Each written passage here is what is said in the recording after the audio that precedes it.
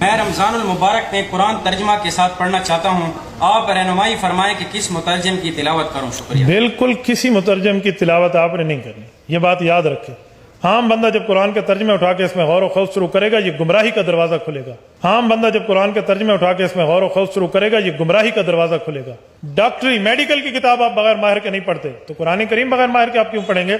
ترجمے آپ کے لیے نہیں ہے، یہ طالب علم کے لیے ہے، یہ انڈر کنسٹرکشن عالم کے لیے ہے جو ابھی زیر تعمیر ہے۔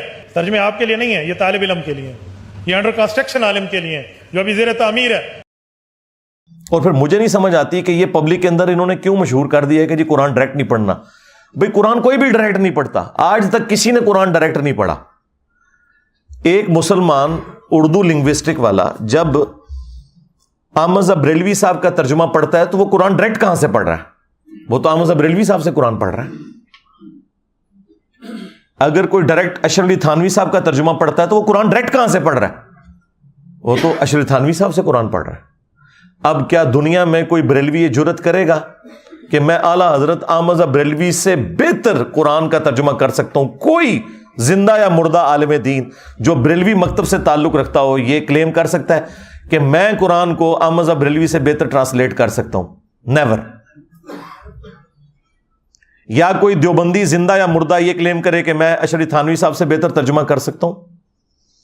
یا کوئی اہل حدیث کہے کہ میں جونا گڑھی سے بہتر ترجمہ کر سکتا ہوں؟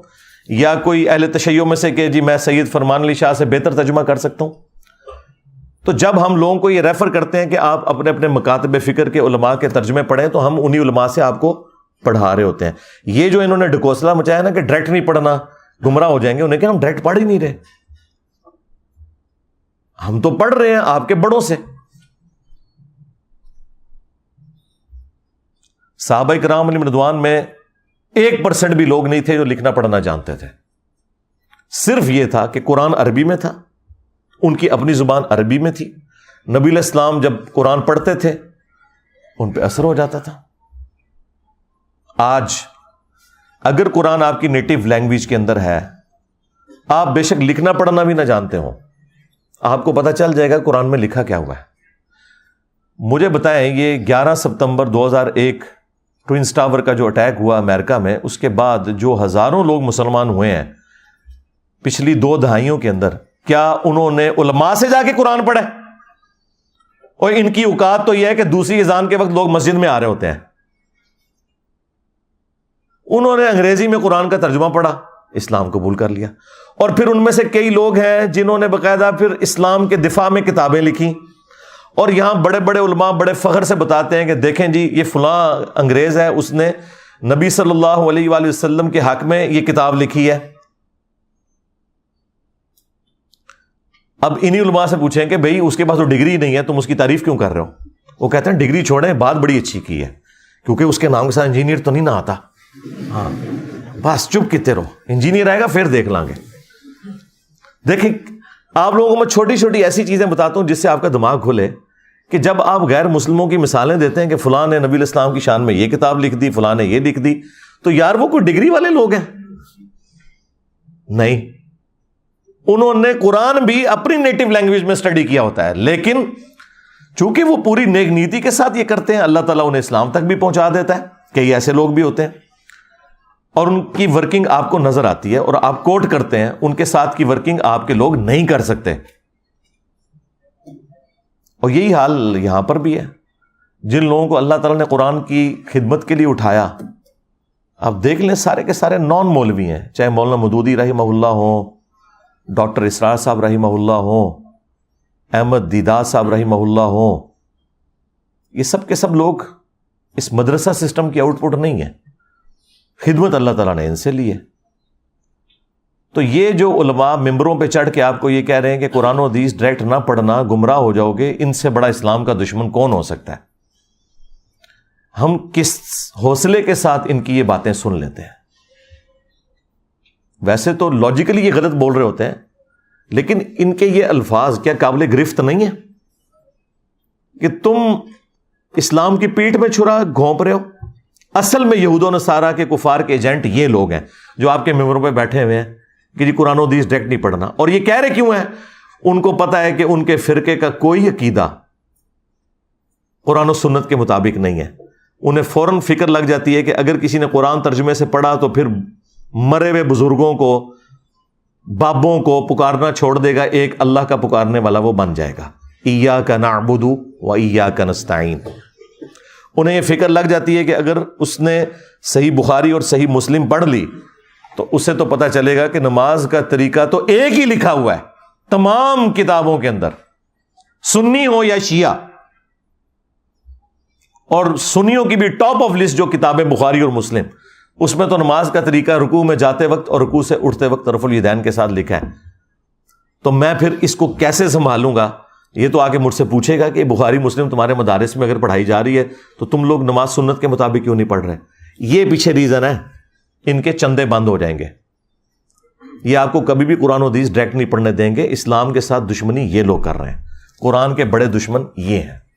اور پھر دیکھیں کیسی دشمنی ہے ان کی، آپ کو یہ قرآن کے حوالے سے بجائے یہ بتانے کے کہ یہ کتاب ہدایت ہے، آپ کو یہ بتائیں گے جی قرآن میں تو لکھا ہے کہ قرآن پڑھ کے لوگ گمراہ بھی ہو جاتے ہیں۔ استغفر اللہ۔ میری یہ بات یاد رکھیے گا، اگر کسی کا یہ عقیدہ ہے کہ قرآن لوگوں کو گمراہ کرتا ہے، ایسا شخص کافر ہے، اس کے کفر میں شک کرنے والا بھی کافر ہے۔ مسلمان کا یہ عقیدہ ہو ہی نہیں سکتا کہ یہ کتاب گمراہ کرتی ہے، ورنہ ہم غیر مسلم کو یہ کہیں گے کہ بھائی یہ لو کتاب پڑھو، گمراہ بھی ہو سکتے ہو، ہدایت بھی پا سکتے ہو، آگے تمہاری اپنی مرضی ہے۔ اوکے جی کول ہی رکھو، ہاں لاجیکل۔ آج اگر کوئی غیر مسلم اسلام قبول کرنا چاہے یا اسلام کو سٹڈی کرنا چاہے اور ہم سے پوچھے بتاؤ تمہاری کتاب کون سی ہے، ہم اسے قرآن دیتے وقت یہ کہیں گے کہ یہ ہماری کتاب ہے، لیکن 50-50 چانسز ہیں، گمراہ بھی ہو سکتے ہو، ہدایت بھی، کہ جی کول ہی رکھو۔ اور اگر کوئی میرے جیسا مسلمان وہ یہ کہے کہ یہ ہماری کتاب ہے، اسے پڑھو، یہ سراپا ہدایت ہے، اور آگے سے اگر وہ انگریز پوچھ لے کہ کیا تو نے بھی یہی قرآن پڑھ کے اپنے عقیدوں کی اصلاح کی تھی، تو 99% مسلمان جو ہے نا اس کا منہ دیکھیں گے کہ نہیں۔ پھر وہ آگے سے اگر یہ پوچھ لے کہ اگر تو نے اس کتاب سے ہدایت حاصل نہیں کی ہے تو مجھے کیوں مشورہ دے رہا ہے، تو ہمارے سر شرم سے جھک جائیں گے۔ قرآن میں کہیں نہیں لکھا یہ قرآن گمراہ کرتا ہے۔ وہ ایک جملہ، جس طرح میرے کلپ یہ چھوٹے چھوٹے کاٹتے ہیں نا، یہ اللہ کا کلپ کاٹا ہوا ہے ان مولویوں نے۔ یہ مولوی اتنے ظالم ہیں کہ یہ اللہ کے بھی کلپ کاٹتے ہیں۔ یضل بہ کثیرا ویہدی بہ کثیرا، یہ اللہ کا کلپ انہوں نے قرآن سے کاٹا ہے۔ قرآن میں یہ نہیں لکھا ہوا تھا کہ یہ کتاب گمراہ کرتی ہے۔ قرآن میں تو یہ لکھا تھا کہ اللہ تعالیٰ اس بات سے حیا محسوس نہیں کرتا کہ وہ بات سمجھانے کے لیے مچھر کی مثال دے یا اس سے بھی کسی حقیر چیز کی، اس کا مقصد بات سمجھانا ہے۔ لیکن جو واقعی بات ماننے والے ہوتے ہیں، اللہ تعالیٰ فرماتا ہے کہ وہ یہ جانتے ہیں کہ یہ قرآن اللہ تعالیٰ کی طرف سے حق ہے، اور جو بات ماننے والے نہیں ہوتے وہ اس میں کیڑے نکالتے ہیں، اور وہ کہتے ہیں کہ اللہ نے قرآن میں یہ مثال کیوں بیان کی، سورۃ الحج میں مکھی کی بیان کر دی، سورہ العنکبوت میں مکڑی کی بیان کر دی، تو اللہ تعالیٰ تو اتنی بڑی ہستی ہے تو یہ چھوٹی چھوٹی مثالیں کیوں بیان کرتا ہے؟ تو اس کے جواب میں اللہ تعالیٰ نے فرمایا کہ جو اہل ایمان ہے وہ تو جانتے ہیں کہ یہ حق ہے تیرے رب کی طرف سے، کیونکہ اس کا مقصد بات سمجھانا ہے۔ اچھا استاد وہ ہوتا ہے جو اسٹوڈنٹ کے لیول پہ اتر کے بات کو سمجھاتا ہے، اپنے علم کا روب نہیں ڈالتا موٹے موٹے الفاظ بول کے۔ لیکن یہ لوگ جو ہیں ان کے لیے پھر اللہ تعالیٰ کہتا ہے تمہارے لیے جواب یہ ہے کہ یضل بہ کثیرا ویہدی بہ کثیرا، اللہ تعالیٰ اس کتاب کے ذریعے گمراہ کر دیتا ہے بہت سے لوگوں کو، کن لوگوں کو کہ جو نہیں مانتے کہ یہ اللہ کا کلام ہے اور جو اللہ کی مثالوں کے ساتھ ایگری نہیں کرتے، اور ہدایت دے دیتا ہے بہت سے لوگوں کو۔ وما یضل بہ الا الفاسقین، اور اس سے گمراہ نہیں ہوتے مگر جو فاسق ہیں، 2 نمبر لوگ جو اترے ہوئے ہیں۔ اس کو مثال سے سمجھیں کہ ایک ہی بارش ہے، وہ اگر گندگی کے ڈھیر پر برسے گی تو وہاں سے تعفن نکلے گا، اور اگر مٹی پہ برسے گی وہاں سے پھول اور پودے نکلیں گے.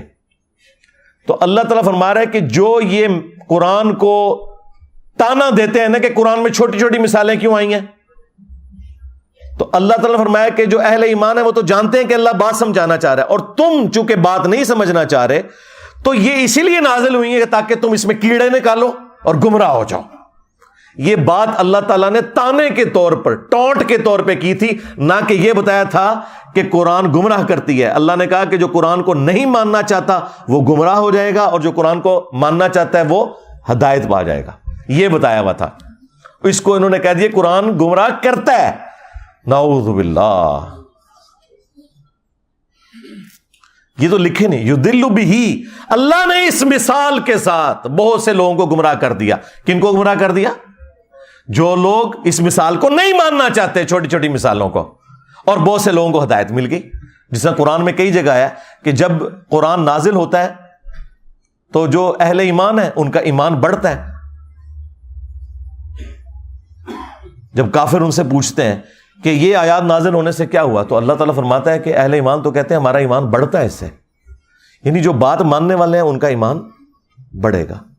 اگر کسی کا ایمان نہیں بڑھ رہا اور وہ کہہ رہا ہے میں اس سے گمراہ ہو رہا ہوں, تو اس کا مطلب یہ ہے کہ وہ تو ایمان والا ہی نہیں, اور یہ زیادہ مسلمان ہی کہتے ہیں. تو اپنے ایمان کی فکر کرو. پھر دوسری مثال آپ کو دیتے ہیں سورہ الجمعہ سے. وہ کہتے ہیں کہ جی سورہ الجمعہ میں اللہ تعالیٰ نے فرمایا ہے علماء یہود کی مثال گدھوں کی سی ہے, جس طرح گدھے پر کتابیں لاد دی جائیں. تو یہ کوئی کتابیں سامنے رکھ کے یا کتابیں پڑھ کے کوئی بندہ عالم نہیں بن جاتا. یہ تو اللہ تعالیٰ نے گدھوں کی مثال بیان کی ہے. حالانکہ یہ انہی کو ہی اللہ تعالیٰ نے گدھوں سے مثال دی ہے کہ جو لوگ کتابیں صرف سامنے رکھتے ہیں, پڑھتے نہیں, ان کے شوکیسوں میں سجی ہوئی ہوتی ہیں. کیوں؟ گدھے پہ اگر آپ کتابیں لاد دیں تو گدھا کتاب کا صرف بوجھ اٹھا سکتا ہے, پڑھ نہیں سکتا.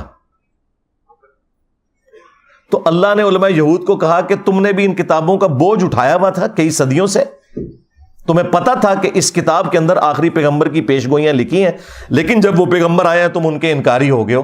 تو تمہاری مثال ان گدھوں کی سی ہے کہ جن پہ کتابیں لدی ہیں, تم نے وہ کتاب پڑھ کر اس پیغمبر کو نہیں پہچانا.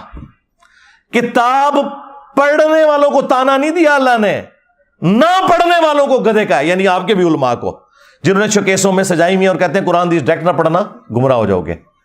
یہ مثال تو ان علماء کی بیان ہوئی بھی ہے کہ انہوں نے گدھے کی طرح بوجھ کتابوں کا اٹھایا. آج تک کسی نے بخاری مسلم سے نماز کا طریقہ نہیں اپنی پبلک کو بتایا, تو گدھو تم نے یہ بوجھ ہی اٹھایا ہوا ہے بخاری مسلم کا, اس پہ پڑھ کے عمل نہیں کیا. جس طرح علماء یہود نے نبی صلی اللہ علیہ وآلہ وسلم کی پروفیسیز دیکھ کر ان پر عمل نہیں کیا تھا, الٹا رسول اللہ کے مخالف بن گئے تھے. آج تم بھی اسلام کی پیٹھ میں چھرا گھونپ رہے ہو. یہ مطلب ہے اس کا.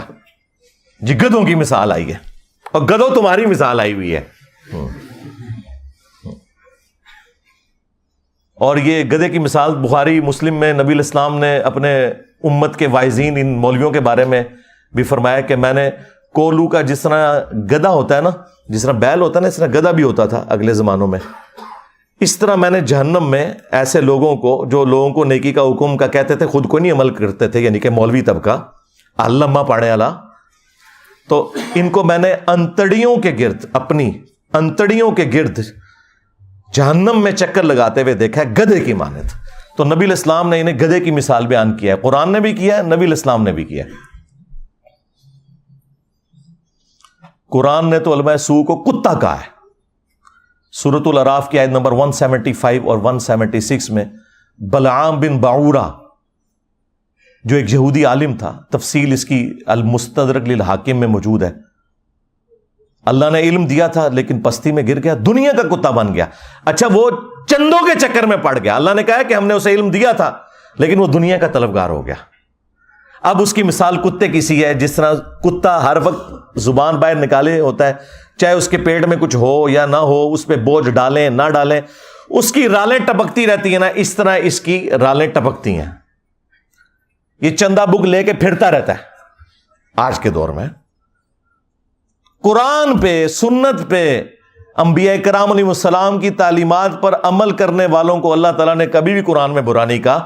ہمیشہ ان کو کہا کہ جو نام لے کر اس پہ عمل نہیں کر رہے, یعنی علماء سو,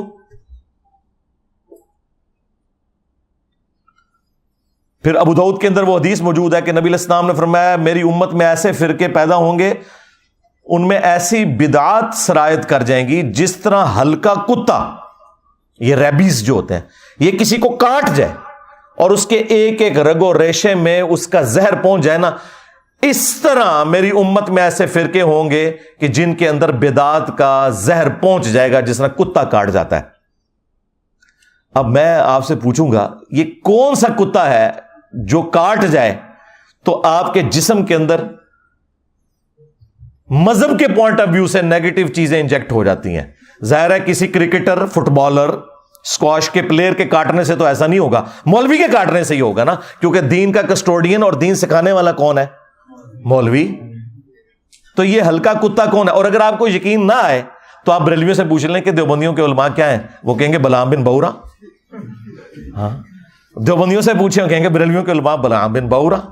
تو میں جو بات کر رہا ہوں اس کے اوپر اجماع امت ہے، ہاں ذہن میں رکھیے گا، میں نے کوئی ایسی بات نہیں کی ہے کہ جس کے اوپر اتفاق نہ ہو۔ وہ اپنی اینک لگا کے دیکھ رہے ہوتے ہیں نا، اس لیے ان کو برا لگ رہا ہوتا ہے۔ آپ کسی بھی مسلمان سے پوچھیں کہ یہ قرآن حکیم میں جو اللہ نے مختلف جگہ پہ فرمایا ہے کہ جو گمراہی کے پیشواں ہیں یہ اپنے ماننے والوں کو اپنے ساتھ جہنم میں لے کے جا رہے ہوں گے، تو اگر کسی بریلوی سے پوچھیں کیا اس سے مراد احمد بریلوی صاحب ہوں گے، کہے گا نہیں یہ تو دیوبندیاں کے بارے ہے۔ دیوبندیوں سے پوچھیں وہ کہیں گے احمد بریلوی کے بارے میں، اور یہ کہتے ہیں، وہ کتابوں میں بھی لکھا ہے۔ نہ تسلی ہو تو المحند علی المفند اور حسام الارمین پڑھ کے آپ دیکھ لیں۔ شیطانی لشکر کہہ دیا ہے، کتا تے شاہی کوئی نہیں، شیطانی لشکر۔ شیطان سے بڑا تو اللہ کا کوئی دشمن نہیں نا، اس پلانٹ ارتھ پہ، اس کائنات کے اندر سب سے بڑا گمراہ شخص اگر کوئی ہے نا، شیطان ہے۔ تو یہ سارے ایک دوسرے کو کہتے ہیں، صرف ہم نے اس کو ایکسپوز کر دیا ہے پبلک کے سامنے کہ ان کا پوائنٹ آف ویو کیا ہے۔ آج بھی یہ لوگ سوچ رہے ہوں گے کہ دیکھو مسئلہ سویڈن ہی جو ہے تو انجینئر صاحب ساڑھے مگر پہ گئے ہیں، اس لیے پڑھے ہیں کہ بھائی ان کی دشمنی تو سب پہ عیاں ہے، پوری دنیا کے لوگ انہیں برا کہہ رہے ہیں، تم لوگ جو ہے نا عزتیں اویل کر رہے ہو اللہ رسول کے نام کے اوپر، تمہارے جو چہروں کے اوپر میک اپ ہے نا یہ تو میں نہیں اتارنا ہے نا، ان سے ہمیں کم تکلیف ہے۔ تم نے ہماری نسلیں خراب کر دی، ہمارے آباء و اجداد کو جہنم میں پہنچایا تم لوگوں نے، قرآن و سنت کے نام پہ جو تم بتاتے رہے، جو چورن بیچتے رہے، وہ ہمارے بڑے یہی سمجھتے رہے یہی قرآن و سنت میں لکھا ہوا ہے۔ اس نے تو دنیاوی طور پر قرآن کو آگ لگانے سے کیا قرآن ختم ہو جائے گا؟ زیادہ زیادہ ہمیں ایک تکلیف ہوئی ہے نا تو ہم اس کا اظہار کریں گے۔ تو مجھے بتائیں کتنے مسلمان ہیں جنہوں نے یہ آگ لگائے جانے والے واقعے کے بعد آ کے وی لاگ بنایا کہ ہاں بھائی آج کے بعد میں 5 وقت نماز پڑھوں گا، میں داڑھی رکھوں گا، اور آج سے ہی میں قرآن ترجمے سے پڑھوں گا، اور میں دیکھوں گا کہ میرے رب نے مجھ سے کیا کہا ہے، تم نے میری اس کتاب کو آگ لگائی ہے، میں آج سے اس کتاب کے مطابق عمل شروع کر دوں گا۔ ایک کوئی گل کر کے دسے، کوئی نہیں کرتا، نہ کوئی عالم نہ کوئی وائز کسی کو کہے گا کہ تم ایسا کرو، کیونکہ کتی چورا نہ رلی ہوئی ہے۔ ہاں، گھر کی حفاظت کے لیے کتا رکھا جاتا ہے نا، اگر وہ چوروں کے ساتھ مل جائے تو پھر اس گھر کی حفاظت نہیں ہوتی۔ آپ کے بھی یہ علماء سو جن کو قرآن میں کتا کہا گیا، جنہیں سنن نبی داؤد میں نبی علیہ السلام نے کتا کہا، جنہیں قرآن میں گدھا کہا گیا، جنہیں بخاری مسلم میں نبی علیہ السلام نے گدھا کہا، یہ بھی مل گئے ہوئے ہیں ان کے ساتھ۔ قرآن و حدیث ڈائریکٹ نہ پڑھنا گمراہ ہو جاؤ گے، قرآن و حدیث ڈائریکٹ نہ پڑھنا گمراہ ہو جاؤ گے۔ اور اس بات کے اوپر کسی کی جرت ہی نہیں ہوتی کہ بولے، کہ ان کو للکارے کہ یار یہ کیا بات تم کر رہے ہو، یہ اسلام کے ساتھ دشمنی کر رہے ہو۔ کیا یہ قرآن و حدیث میں کہیں لکھا ہوا ہے کہ قرآن و حدیث ڈائریکٹ نہ پڑھنا گمراہ ہو جاؤ گے؟ وہ ایک آیت تھی انہوں نے جو میں نے اس کا بھی کھول دیا کہ وہ اللہ تعالیٰ کا کلپ کاٹا ہوا ہے انہوں نے۔ اللہ نے کہا جو قرآن کو نہیں مان رہے وہ گمراہ ہو جائیں گے، اور جو اہل ایمان ہے وہ تو کہتے ہیں یہ حق ہے، یہ ساتھ ہی لکھا ہوا ہے اسی آیت کے اندر۔ یہ کلپ کاٹا ہوا ہے انہوں نے، پرانی آدتاں نے نا جی، پوتڑیاں دے وگڑے نے۔ انجینئر صاحب دے کلپ نہیں کاٹ رہے، انہوں نے اللہ دے بھی کلپ کٹے ہوئے نے۔ یضل بہ کثیرا، اور ظالم انسان، کیا تجھے قرآن میں یہ آیت نظر نہیں آئی تھی؟ شہر رمضان الذی انزل فیہ القرآن، رمضان کا مہینہ وہ ہے جس میں قرآن نازل ہوا، ھدی للناس، پوری انسانیت کے لیے ہدایت ہے، وبینات من الہدی، اور اس میں ہدایت کے روشن دلائل ہیں، والفرقان، اور یہ کتاب حق اور باطل میں تمیز کرنے والی کتاب ہے، ھدی للناس، پوری انسانیت کے لیے، مسلمان ہو یا کافر ہو۔ اور صحیح بخاری میں ہے محمد فرق بین الناس، محمد فرق ہے لوگوں میں حق اور باطل کے اندر۔ تو دیکھ لیں، نہ انہوں نے قرآن کو پکڑا ہے، نہ محمد صلی اللہ علیہ وآلہ وسلم کی تعلیمات کو پکڑا ہے۔ اور اگر کوئی پوچھیں تو کہتے جی پیچھے اللہ رسول ہی ہے۔ ہاں، اللہ رسول پیچھے رکھنے واسطے نہیں ہے، اگے رکھنے واسطے ہے، پیچھے اللہ ہی رسول ہے۔ عزتیں اویل کی ہیں تم نے اللہ اور اس کے رسول کے نام کے اوپر، عز وجل و صلی اللہ علیہ وآلہ وسلم۔ چندے کھائے ہیں تم لوگوں نے، جدادیں بنائی ہیں رسول اللہ صلی اللہ علیہ وآلہ وسلم کے نام پر دھوکہ دے کر لوگوں کو، مکے اور مدینے کے نام کی آوازیں لگا کر تم نے سواریاں سوار کی، لیکن پھینکی جا کے بغداد میں، اجمیر میں، دیوبند میں، بریلی میں۔ غداری کی ہے تم لوگوں نے، اور دیکھو پھر اللہ تعالیٰ نے تمہارے اوپر بلائے بھی کتنی بڑی چھوڑ دی ہے۔ جو کہتا ہے کہ میرے نبی عیسیٰ ہے ہی کوئی نہیں، تیرے بابے تھے شے ہی کوئی نہیں۔ اس تکلیف کا اندازہ آپ کو ہوگا جب آپ دعوت کا کام کریں گے، پھر آپ کو پتہ چلے گا انجینئر صاحب تو بہت نرم ہے، وہ تو خالی شعر پڑھتے ہیں، ان کے ساتھ تو کچھ اور ہونا چاہیے۔ یہ قرآن کے ساتھ غداری ان لوگوں نے کی ہے۔ اگر آج مسلمان اس واقعے کے بعد یہ ایک سبق لرن کر لینا کہ ہم نے خود بھی قرآن پڑھنا ہے ترجمے سے، قرآن کی تعلیمات کو سیکھنا ہے اور اپنی اولاد کو بھی سکھانا ہے، تو میں کہتا ہوں یہ نقصان کچھ بھی نہیں ہے اگر ہم یہ کرنے میں کامیاب ہو جائیں۔ قرآن حکیم میں اللہ تعالیٰ نے تو آپ کے پروفٹ صلی اللہ علیہ وآلہ وسلم کا جو انسٹرومنٹ آف دعویٰ ہے نا، وہ قرآن بتایا۔ وَأُوحِيَ إِلَيَّ هَذَا الْقُرْآنُ لِأُنذِرَكُمْ بِهِ وَمَنْ بَلَغَ، اے نبی تم فرما دو قرآن میری طرف اس لیے وحی کیا گیا تاکہ میں اس کتاب کے ذریعے لوگوں کو ڈر سناؤں آخرت کا، اور جس تک یہ کتاب پہنچ جائے اسی کتاب کے ذریعے وہ تبلیغ کرے، ڈر سنائے۔ یعنی جو دعوت و تبلیغ کے لیے سلیبس ہے وہ قرآن ہے، فضائل اعمال یا فضائل سنت نہیں ہے، قرآن ہے۔ فذکر بالقرآن من یخاف وعید، اے نبی قرآن کے ذریعے تبلیغ کریں، ڈر سنائیں ہر اس شخص کو جو اللہ کی دھمکی سے ڈرنے والا ہے۔ اور نبی الاسلام کے دنیا سے تشریف لے جانے کے بعد قیامت تک کے لیے اللہ تعالیٰ نے ختم نبوت صلی اللہ علیہ وآلہ وسلم کی برکت سے اس کتاب کو محفوظ بھی کر دیا۔ انا نحن نزلنا الذکر وانا لہ لحافظون، بے شک اس الذکر قرآن کو، یاد دہانی کو، جو اللہ کی یاد دلانے والی کتاب ہے، کتاب نصیحت ہے، ہم نے نازل کیا، ہم ہی اس کی حفاظت کرنے والے ہیں۔ اگلی کتابیں ٹیمپر ہوتی تھی، نیا پیغمبر آ جاتا تھا، اب چونکہ پیغمبر کوئی نہیں آنا تو اللہ تعالیٰ نے اس کتاب کو قیامت تک کے لیے محفوظ کر دیا۔ پھر اللہ تبارک و تعالیٰ نے امت کے لیے فرما دیا وَلَقَدْ يَسَّرْنَا الْقُرْآنَ لِلذِّكْرِ فَهَلْ مِن مُدَّكِرٍ، ہم نے قرآن کو نصیحت حاصل کرنے کے لیے آسان کر دیا، تو ہے کوئی نصیحت حاصل کرنے والا؟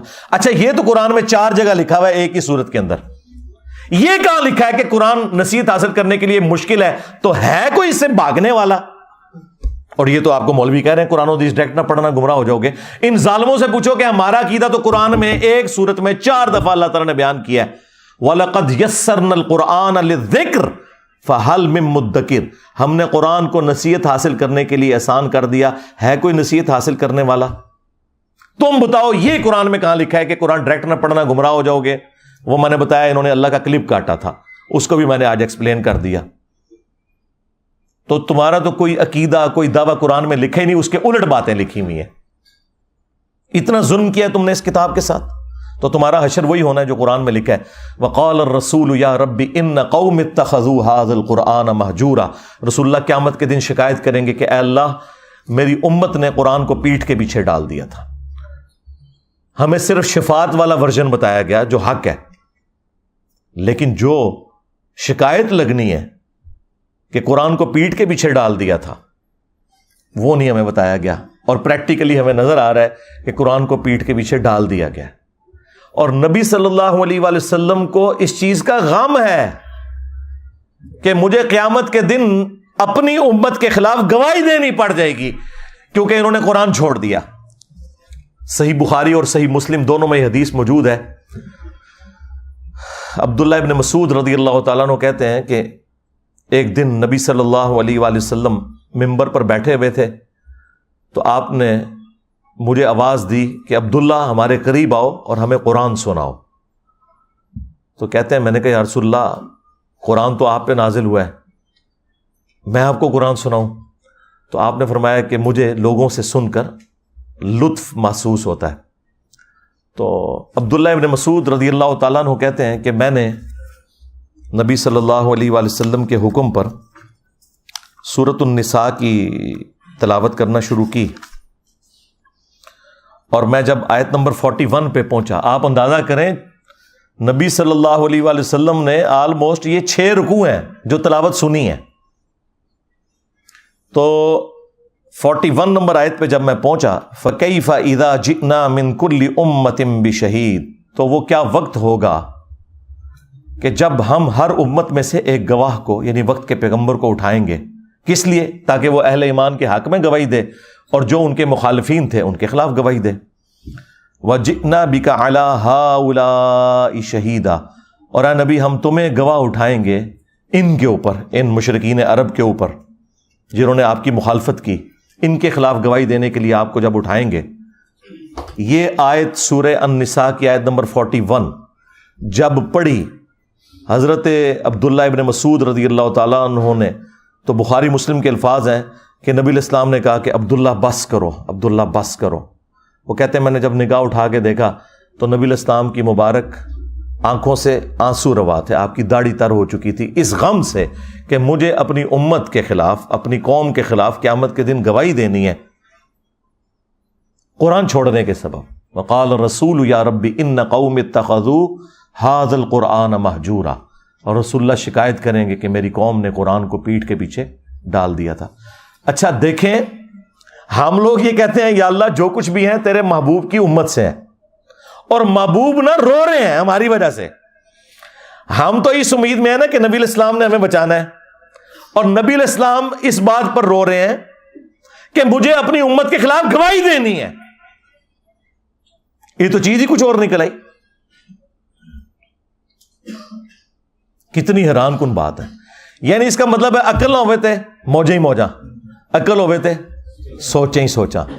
نبی علیہ السلام کو چونکہ پتا تھا کہ آخرت کا معاملہ کتنا سخت ہے، آپ تو رو رہے ہیں کہ یہ تو رگڑے جائیں گے، اللہ تعالیٰ نے جب اٹھانا ہے تو اللہ کا تو کوئی رشتہ دار نہیں ہے، اور مجھے اللہ نے جب گواہی کے لیے، تو نبی علیہ السلام نے تو جھوٹ نہیں بولنا، بتا دینا ہے کہ امت نے کیا کیا ہے، اور امت کہہ رہی ہے جو کچھ بھی ہے تیرے محبوب کی امت سے ہے۔ تو محبوب سے بھی پوچھ لو انہوں نے آپ کے ساتھ کیا کرنا ہے۔ بخاری مسلم دونوں میں حدیث ہے، نبی علیہ السلام نے فرمایا کہ دیکھنا کہیں ایسا نہ ہو کہ قیامت کے دن کوئی شخص اپنی گردن پہ اپنا اونٹ اٹھائے ہوئے ہو اور وہ چیخ رہا ہو اغثنی یا رسول اللہ، یا رسول اللہ میری مدد کیجئے، میں تمہارے کچھ کام نہیں آؤں گا، میں نے دنیا میں تمہیں بتا دیا تھا اگر تم نے اونٹ کی زکوٰۃ نہیں ادا کی، اللہ کا حق ادا نہیں کیا، تو یہ اونٹ تمہاری گردن پہ سوار ہوگا، جب تم قیامت کے دن مجھے پکارو گے نا اغثنی یا رسول اللہ۔ اور یہ میں آپ کو بتاؤں، یہ بریلویوں نے باقاعدہ بیج بنایا ہوا تھا، یہ میں نے میٹرک میں یہاں لگایا ہوتا تھا اغثنی یا رسول اللہ، اور یہ پتہ ہی نہیں تھا کہ اغثنی یا رسول اللہ کا جواب آگے سے کیا آنا ہے۔ پھر آپ نے ایک ایک چیز کا ذکر کیا کہ کسی کے گردن کے اوپر گائے سوار ہو، کسی کی گردن کے اوپر بکری سوار ہو، اور اس نے اس کا حق نہیں دیا۔ اور یہ تو بات ہو رہی ہے صرف زکوٰۃ کی، نماز تو چھڈ ہی دیو سرکار، جنہیں نماز نہیں پڑھی ہوئی وہ تو ویسے ہی فارغ ہے۔ اور ہم نبی صلی اللہ علیہ وآلہ وسلم کے اوپر امید لگا کے بیٹھے ہوئے ہیں، آپ نے تو شکایت کرنی ہے۔ بخاری اور مسلم دونوں میں حدیث موجود ہے، بخاری میں موقوفاً ہے، صحیح مسلم میں تفصیل کے ساتھ ہے کہ نبی علیہ السلام جب بھی خطبہ دیتے آپ کی آنکھیں سرخ ہو جاتی، آواز بلند ہو جاتی، غصے میں اضافہ ہو جاتا جیسے کوئی جرنیل اپنی فوج کو تیار کر رہا ہے، اور آپ ہر تقریر سے پہلے کہتے اما بعد فَإِنَّ خَيْرَ الْحَدِيثِ کتاب اللہ، آگاہ ہو جاؤ حمد و صلات کے بعد کہ سب سے بہترین کلام اللہ کی کتاب ہے. وَخَيْرُ الْهَدِي هَدِيُّ مُحَمَّدٍ صلی اللہ علیہ وآلہ وسلم، اور سب سے ہدایت یافتہ راستہ محمد صلی اللہ علیہ وآلہ وسلم کا ہے. وَشَرُّ الْأُمُورِ مُحْدَثَاتُهَا، اور بدترین کام وہ ہیں جو خود سے دین میں داخل کر دیے جائیں. اور اس طرح کے تمام کام بدعتیں ہیں، تمام بدعتیں گمراہیاں ہیں، اور تمام گمراہیاں جہنم میں لے جانے والی ہیں. تو نبی علیہ السلام کی تقریر کا آغاز ہی یہ ہوتا تھا کہ سب سے بہترین کلام اللہ کی کتاب ہے. اس کے ساتھ اپنے آپ کو آپ نے جوڑنا ہے. بخاری اور مسلم دونوں میں حدیث ہے کہ اللہ تعالیٰ نے ہر نبی کو کوئی نہ کوئی معجزہ دیا تھا جس کی وجہ سے لوگ اس پر ایمان لاتے تھے. مجھے اللہ تعالیٰ نے وحی کا معجزہ دیا ہے، یعنی قرآن. میں اللہ سے امید کرتا ہوں کہ قیامت کے دن سب سے زیادہ متبعین میری امت سے ہوں گے. کس وجہ سے؟ کہ میرا معجزہ سب سے بڑا ہے، یعنی قرآن کا معجزہ. اور وہ حدیث ہے بخاری مسلم دونوں کے اندر کہ جنتیوں کا نصف، آدھے جنتی جو ہیں وہ امت محمدیہ صلی اللہ علیہ وآلہ وسلم سے ہوں گے، اس قرآن کے معجزے کی وجہ سے. پھر صحیح مسلم کے اندر حدیث ہے، نبی صلی اللہ علیہ وآلہ وسلم نے فرمایا کہ بے شک اللہ تعالیٰ اس کتاب کی وجہ سے بعض لوگوں کو عروج دے گا اور بعض لوگوں کو زوال پذیر کرے گا. وہی ڈاکٹر اقبال نے جو اسے ٹرانسلیٹ کیا جواب شکوہ میں، وہ زمانے میں معزز تھے مسلمان ہو کر اور تم خوار ہوئے تارک قرآن ہو کر. یعنی صحابہ کرام کو جو اللہ تعالیٰ نے دنیا کا امام بنایا تو قرآن کی پیروی کی وجہ سے، اور تمہاری خواری کا سبب قرآن کو چھوڑنا ہے. تو یہ صحیح مسلم کی حدیث کا ترجمہ ہے کہ اس کتاب کی وجہ سے اللہ تعالیٰ بعض لوگوں کو عروج دے گا اور بعض کو ذلیل کرے گا. یعنی جو اسے چھوڑ دیں گے وہ ذلیل ہوں گے. صحیح مسلم میں یہ حدیث موجود ہے، القرآن حجت لک او علیک، قرآن قیامت کے دن یا تو تیرے حق میں حجت ہوگا یا تیرے خلاف حجت ہو جائے گا. اب مجھے بتائیں کس کے حق میں قرآن حجت ہوگا؟ جو قرآن کو پڑھ کے اس پہ عمل کرے گا. اور کس کے خلاف قرآن حجت ہوگا؟ جو قرآن کے خلاف چلے گا. وہ قرآن کیسے حجت بن جائے گا؟ بھئی قرآن میں جب لکھا ہوا ہے کہ سود حرام ہے اور ایک بندہ پوری زندگی سود کھاتا رہا تو قرآن ہی اس کے خلاف گواہی دے دے گا کہ میں نے تو اسے حرام قرار دیا تھا اور اس نے حلال بنا لیا. تو قرآن یا تو تمہارے حق میں حجت ہوگا یا تمہارے خلاف. یہ بالکل واضح حدیث موجود ہے. اور پھر جو صحیح مسلم کی اوپر تلے 4 احادیث 6225 سے لے کر 6228 تک غدیر خم کی حدیث، وہ تو میں کہتا ہوں اس پلانٹ ارتھ پہ اس سے زیادہ تعریفی کلمات کسی بھی حدیث کے اندر موجود نہیں ہیں قرآن کے حق میں جو غدیر خم کی حدیث ہے. اور وہ نبی علیہ السلام نے اپنی وفات سے آلموسٹ 1.5 مہینے پہلے وہ خطبہ دیا ہے. حجت الوداع سے آپ واپس آ رہے تھے، خم نامی گاؤں میں پانی کے لیے پڑاؤ کیا. وہاں پہ نبی صلی اللہ علیہ وآلہ وسلم کے لیے اونٹ کے پالان کا ممبر لگایا گیا. آپ اس پر چڑھے اور آپ کی گفتگو ہی کنکلوڈنگ ہے، اے لوگو آگاہ ہو جاؤ، میں بھی ایک انسان ہوں، قریب ہے کہ اللہ کا قاصد یعنی موت کا فرشتہ میرے پاس آئے اور میں اس کی دعوت قبول کر لوں. میں اپنے بعد تم میں 2 بھاری چیزیں چھوڑ کے جا رہا ہوں. ان میں سے پہلی چیز اللہ کی کتاب ہے، اس میں ہدایت ہے، اس میں نور ہے. تم اللہ کی کتاب کو پکڑو. اللہ کی کتاب اللہ کی رسی ہے، جو اسے پکڑے گا وہ ہدایت پر ہوگا، جو چھوڑ دے گا گمراہ ہو جائے گا. یہ آپ ذرا جملے 7-8 گنے نا، اتنے تعریفی کلمات کسی بھی صحیح حدیث کے اندر قرآن کے لیے نہیں آئے. اور پھر زید ابن ارقم کہتے ہیں کہ نبی علیہ السلام ہمیں ترغیب دلاتے رہے، اللہ کی کتاب، اللہ کی کتاب، اللہ کی کتاب کو میرے بعد پکڑ لینا. اور فرمایا دوسری بھاری چیز میرے اہل البیت ہیں، میں اپنے اہل البیت کے معاملے میں تمہیں اللہ کا خوف دلاتا ہوں، میرے بعد ان کے ساتھ حسن سلوک کرنا. یہ آپ نے 3 دفعہ جملے کو ریپیٹ کیا. میں اپنے اہل البیت کے معاملے میں تمہیں اللہ کا خوف دلاتا ہوں، میں اپنے اہل البیت کے معاملے میں تمہیں اللہ کا خوف دلاتا ہوں. امت بالکل الٹ چلی ہے، نہ قرآن کو پکڑا ہے ہدایت کے لیے اور نہ اہل بیت کو زندہ چھوڑا ہے. حالانکہ قرآن کو پکڑنا تھا اور اہل بیت کے ساتھ اس نے سلوک کرنا تھا. اور اس میں واضح الفاظ آئے قرآن اللہ کی رسی ہے. وہ جو قرآن میں ہے نا وَاعْتَصِمُوا بِحَبْلِ اللَّهِ جَمِيعًا وَلَا تَفَرَّقُوا، تم سب کے سب مل کر اللہ کی رسی کو مضبوطی سے پکڑ لو اور فرقوں میں مت بٹو. ہر کوئی اپنی تشریح کرتا تھا رسی کی. قرآن کی اس آیت کی تشریح نبی علیہ السلام نے خود کی ہے کہ یہ قرآن کے بارے میں ہے کہ یہ اللہ کی رسی ہے، کامن بانڈ مسلمانوں میں.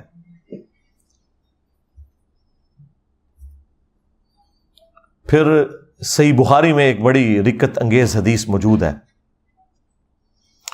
نبی صلی اللہ علیہ وآلہ وسلم کی وفات کے بعد جب سیدنا ابوبکر صدیق رضی اللہ تعالیٰ عنہ کو خلیفہ بنایا گیا تو ان کی خلافت کے دوسرے دن جب وہ خطبہ دینے کے لیے مسجد نبوی میں آئے تو ان سے پہلے سیدنا عمر ممبر پر چڑھے اور انہوں نے مختصر سا ایک خطبہ دیا. وہ صحیح بخاری کے اندر موجود ہے. ظاہر ہے کہ مسلمان غمگین تھے، تکلیف کی حالت میں تھے، ان کی دل جوئی کرنی تھی. تو انہوں نے کہا کہ دیکھو اللہ تعالیٰ نے اپنے نبی کے لیے وہ پسند کیا جو اللہ کے پاس ہے اور وہ نبی کے حق میں بہتر بھی ہے، یعنی آخرت، اللہ کا قرب، جنت. اور تمہیں اللہ تعالیٰ نے نبی صلی اللہ علیہ وآلہ وسلم کے بعد یہ کتاب دی ہے. یہ وہ کتاب ہے جس کے ذریعے اللہ نے اپنے نبی کو ہدایت دی، یعنی ہدایت سے مراد ہدایت کاملہ. ڈیکٹم لیول کی ہدایت تو پیغمبر پیدائش سے لے کے وفات تک اللہ تعالیٰ کی حفاظت میں ہوتے ہیں، لیکن اعلیٰ درجے کی ہدایت جو قرآن میں ہے نا وَوَجَدَكَ ضَالًّا فَهَدَىٰ، اے نبی ہم نے آپ کو اپنی محبت میں خود رفتہ پایا تو ہدایت کے اعلیٰ ترین درجے پر پہنچا دیا. پھر سیدنا عمر نے کہا کہ تمہارے نبی کو اس کے ذریعے ہدایت ملی اور ان کے جانے کے بعد اب تم اس کتاب کو مضبوطی سے پکڑ لو تو تم ہدایت پر رہو گے کہ جس کے ذریعے اللہ نے تمہارے نبی کو ہدایت دی تھی. پھر جملہ انہوں نے اپنا ریپیٹ کیا. یہ بخاری کی جو حدیث ہے میں نے آج تک نہ کسی کتاب میں پڑھی نہ کسی عالم کے واعظ میں سنی، اور میں بارہا اس حدیث کو بیان کر چکا ہوں اس لیے تاکہ آپ کو صحابہ کرام کا عقیدہ پتہ چلے کہ وہ بھی نبی علیہ السلام کے بعد وصی رسول قرآن کو مانتے تھے. جو بخاری مسلم دونوں میں حدیث ہے کہ عبداللہ ابن ابی اوفا سے کسی نے پوچھا کیا نبی صلی اللہ علیہ وآلہ وسلم نے اپنے بعد کسی کے لیے وصیت کی تھی، کسی کو وصی بنایا تھا؟ تو انہوں نے کہا کہ ہمیں تو نبی علیہ السلام نے قرآن کے مطابق چلتے رہنے کی وصیت کی تھی، یہی وصی ہے. اور یہ جو حضرت عمر کا خطبہ ہے یہ کلاس کا خطبہ ہے کہ نبی علیہ السلام تو اللہ کی جنتوں میں پہنچ کے اپنے بعد وہ تمہارے لیے وہ کتاب چھوڑ کے گئے ہیں کہ جس کے ذریعے اللہ تعالیٰ نے تمہارے نبی کو بھی ہدایت دی تھی اور تمہیں بھی اسی کتاب کو پکڑ کر ہدایت ملنی ہے. میرا خیال ہے شاید اس لیے یہ بیان نہیں کرتے تھے کہ اس میں گستاخی ہو جاتی ہے، کیونکہ ہر جگہ کوئی نہ کوئی گستاخی نکل آتی ہے نا. اس میں تو واقعی گستاخی ہو جانی ہے کہ یہ تو لکھا ہوا ہے کہ نبی کو ہدایت ملی ہے، تو مانتے ہی نہیں ہے کہ نبی کو کسی نے ہدایت بھی دی ہے. یہ تو آلموسٹ منی گاڈ ہی سمجھتے ہیں نا پروفٹ کے بارے میں عقیدہ رکھا ہوا ہے. تو وہ پھر ان کو ایک دم مصیبت پڑ جانی تھی کہ یہ ہم کیا بات کریں گے کہ نبی کو ہدایت دی اللہ تعالیٰ نے قرآن کے ذریعے. ہم تو کہتے ہیں قرآن ڈائریکٹ پڑھو گے تو گمراہ ہو جاؤ گے، یہ تو مردے بخشوانے کے لیے. تو اس کی تشریح ہم نے کر دی ہے کہ اس ہدایت سے مراد اعلیٰ درجے کی ہدایت ہے جو قرآن میں ہے وَوَجَدَكَ ضَالًّا فَهَدَىٰ. اے نبی ہم نے آپ کو اپنی محبت میں خود رفتہ پایا تو ہدایت کے اعلیٰ ترین درجے پر پہنچا دیا. یہاں پہ ضال کا ترجمہ گمراہی نہیں ہے. ضال کے دو معنی ہوتے ہیں، ایک گمراہی اور ایک معنی ہوتا ہے کسی کی محبت میں ڈوب جانا. جس طرح یوسف علیہ السلام کے بھائیوں نے کہا تھا اپنے باپ کے لیے، حالانکہ وہ پیغمبر کے بیٹے تھے، پیغمبر کے صحابہ تھے، کافر نہیں تھے، ان ابانا لفی ضلال مبین، بے شک ہمارے ابا جان تو یوسف کی محبت میں ڈوب چکے ہیں. وہاں یہ ترجمہ نہیں ہوگا کہ ہمارے ابا جان گمراہ ہو چکے ہیں، یہ اگر بات کہتے تو کافر ہو جاتے. وہ انہوں نے اپنے باپ کو کہا کہ وہ یوسف کی محبت میں ڈوب چکے ہیں. قرآن میں واضح ہے ما ضل صاحبکم وما غوا، تمہارے نبی نہ کبھی گمراہ ہوئے ہیں اور نہ کبھی غلط راستے پر چلیں. یہی تو ہم کہہ رہے ہیں کہ اپنا امام اس کو بناؤ کہ جو نہ کبھی گمراہ ہوا نہ کبھی بے راہ چلا. یہ گارنٹی صرف اس شخص کے لیے جس کی قبر مدینے میں ہے صلی اللہ علیہ وآلہ وسلم, جو ہمارے بابا جان ہیں. النبی اولا بالمؤمنین من انفسہم وازواجہ امہاتہم. نبی صلی اللہ علیہ وآلہ وسلم مومنین کی جانوں پر ان سے بڑھ کر حق رکھتے ہیں, اور نبی کی بیویاں امت کی مائیں ہیں. تو اپنا تعلق رسول اللہ صلی اللہ علیہ وآلہ وسلم کے ساتھ مضبوط کرنا ہے اس کتاب کے ذریعے جو نبی علیہ السلام نے اپنے بعد امت کے لیے چھوڑی ہے.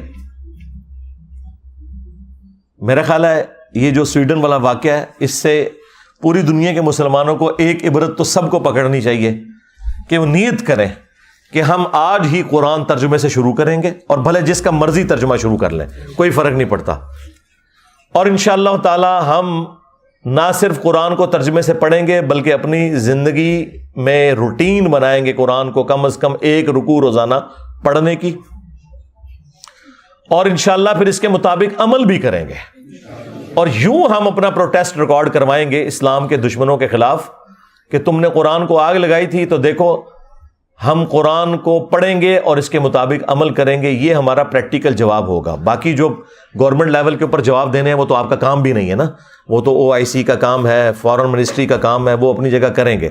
آپ کے کرنے کا کام یہ ہے کہ آپ نے اب جو یہود و نصارہ کے اندر اسلام دشمن ہے اور جو مسلمانوں کے ممبروں پر جمعے والے دن یہود و نصارہ کے ایجنٹ چڑھے ہوئے اور یہ کہہ رہے ہیں قرآن و حدیث ڈائریکٹ نہیں پڑھنا گمراہ ہو جاؤ گے, ان دونوں کے ساتھ آپ کی جنگ ہے. آپ کو دونوں محاذوں کے اوپر لڑنا ہے یہ انشاءاللہ تعالی, اور قرآن کے مطابق اپنی زندگی گزارنی ہے انشاءاللہ تعالی, تاکہ قیامت والے دن بجائے رسول اللہ صلی اللہ علیہ وآلہ وسلم کی شکایت ہو ہمارے خلاف, نبی صلی اللہ علیہ وآلہ وسلم ہمارے حق میں گواہی دیں اور قرآن ہمارے حق میں گواہی دے کہ انہوں نے قرآن کے مطابق عمل کیا تھا. کتنی رکت انگیز حدیث ہے وہ بخاری مسلم کی حدیث شفاعت, جس میں نبی علیہ السلام شفاعت کریں گے اور آپ اللہ تعالیٰ سے اجازت طلب کریں گے, اللہ تعالیٰ آپ کے لیے تعداد مقرر کرے گا. بخاری مسلم میں آتا ہے کہ جب میں آخری دفعہ جہنم کی طرف جاؤں گا اپنے امتیوں کو جہنم سے نکالنے کے لیے اللہ تعالیٰ کے اذن سے, تو داروغ جہنم سیدنا مالک علیہ السلام کہیں گے کہ یا رسول اللہ, اب آپ کا کوئی امتی بھی جہنم میں نہیں ہے سوائے اس شخص کے کہ جسے قرآن نے روک رکھا ہے, اور وہ کبھی بھی اب جنت میں نہیں جا سکے گا جسے قرآن نے روک لیا. یعنی قرآن نے اگر روک لیا کسی کو جنت میں جانے سے تو نبی علیہ السلام اس کی شفاعت نہیں کر سکتے. اور قرآن نے کسے روکا ہے؟ انہ من یشرک باللہ فقد حرم اللہ علیہ الجنہ ومأواہ النار وما للظالمین من انصار. بے شک جس نے اللہ کے ساتھ شرک کیا اللہ نے اس پہ جنت حرام کر دی ہے, اس کا ٹھکانہ جہنم ہے اور وہاں اس کا کوئی مددگار نہیں ہوگا. حتیٰ کہ سید الاولین والآخرین, شفیع المذنبین, رحمت للعالمین, خاتم النبیین, سیدنا و مولانا امام اعظم محمد رسول اللہ صلی اللہ علیہ وآلہ وسلم بھی اس کے کچھ کام نہیں آئیں گے. بخاری مسلم دونوں میں حدیث ہے, اللہ تعالیٰ نے ہر نبی کو ایک مقبول دعا دی تھی جو اس نے دنیا ہی میں کر لی. اسی دعا کی وجہ سے قوم نوح بھی برباد ہوئی, حضرت نوح علیہ السلام نے دنیا میں وہ دعا کر لی. میں نے اپنی دعا سنبھال کے رکھی ہے قیامت کے دن کے لیے, اور میری اس دعا سے میرے ہر امتی کو نفع پہنچے گا سوائے اس شخص کے کہ جس نے دنیا میں کسی قسم کا شرک کیا ہوا. شرک is the most sensitive issue in the sight of Allah. ایک تو آپ کو بڑا شرک نظر آتا ہے نا ایاک نعبد و ایاک نستعین کے حوالے سے, کہ کوئی شخص عبادت میں, سجدے میں, نظر نیاز میں, قربانی میں, دعا میں اللہ کے سوا کسی اور ہستی کو شریک کر دے. وہ اللہ کا پروٹوکول ہے کہ اللہ ہی سے مانگنا ہے. اور ایک وہ شرک جو آپ کی نظروں سے اوجھل ہے لیکن اللہ تعالیٰ نے اسے شرک کی بیان کیا ہے, وَأَقِيمُوا الصَّلَاةَ وَلَا تَكُونُوا مِنَ الْمُشْرِكِينَ. دیکھنا نماز کو قائم کرنا اور مشرک نہ ہو جانا. یعنی مسلمان تو ایسا ہو ہی نہیں سکتا جو نماز چھوڑ دے. اس کی طرف کس کی توجہ ہے؟ کیا یہ قرآن کی گستاخی نہیں ہو رہی ہے کہ قرآن تو کہہ رہا ہے کہ نماز نہ پڑھنے والا مشرک ہے, اور بے نمازی جو ہے قرآن جلنے کے اوپر سیکھ پا ہوا ہے. تو نے تو پریکٹیکلی قرآن کو جلا دیا ہوا ہے نمازیں چھوڑ کر, قرآن کی تعلیمات چھوڑ کر. پھر صحیح مسلم کی حدیث کہ بندے کے کفر اور ایمان، شرک اور اسلام کے درمیان فرق نماز ہے. پھر صحیح مسلم میں حدیث عبداللہ ابن مسعود کہتے ہیں کہ نبی علیہ السلام کے مبارک زمانے میں اگر کوئی شخص بیمار بھی ہوتا تھا نا اور 2 بندوں کے سہارے وہ مسجد میں آ سکتا تھا تو وہ مسجد میں آگے نماز پڑھتا تھا، کہیں اسے منافق شمار نہ کر لیا جائے. اور صحابہ کرام کو کیا پتا تھا کہ پاکستان میں کروڑوں لوگ شناختی کارڈ میں مسلمان ہیں، نماز ایک بھی نہ پڑھ کر. یہ تو بڑا آسان اسلام ہے، لیکن اس اسلام نے آپ کو کوئی فائدہ نہیں دینا. جامعہ ترمذی میں حدیث ہے، نبی صلی اللہ علیہ وآلہ وسلم نے فرمایا کہ ہمارا اور منافقین کا عہد نماز کی بنیاد کے اوپر قائم ہے، جس نے نماز چھوڑ دی اس نے کفر کیا. اور جامعہ ترمذی میں حدیث ہے، عبداللہ بن شقیق تابعی کہتے ہیں کہ صحابہ کرام علیہم رضوان تارک الصلاۃ کے سوا کسی کی تکفیر نہیں کرتے تھے، یعنی وہ نماز چھوڑنے والے کو کافر سمجھتے تھے. اگر کوئی گناہ تھا جس کی بنیاد پہ صحابہ کرام لوگوں کو کافر سمجھتے تھے، وہ نماز چھوڑنے کا گناہ ہے. اب مجھے بتائیں صحابہ کرام کے نزدیک کیا پاکستانی قوم مسلمان ہے؟ تو اسی کہتے اسی اسلامی نظام اتنے نافذ کرنا ہے کدے ہوتے ہیں؟ پہلے مسلمان تے کر لو انہوں نے، پھر اقامت دین بھی ہو جائے گی، اسلامی نظام بھی ہو جائے گا. پھر سنن نبی داؤد میں حدیث ہے، نبی علیہ السلام نے فرمایا کہ قیامت کے دن سب سے پہلے سوال ہوگا نماز کے بارے میں. قیامت کے دن اگر اس کا سوال یہ والا آسان ہو گیا تو اگلے معاملات اس کے لیے آسان ہو جائیں گے، اور اس میں پھنس گیا تو پھر مارا گیا. اور ابو داؤد میں حدیث ہے، جب بچہ 7 سال کا ہو جائے اسے نماز کا حکم دو، اور 10 سال کا اور نماز نہ پڑھے تو مارو اسے. اور بچوں کے 10 سال کی عمر میں بسترے بھی الگ کر دو.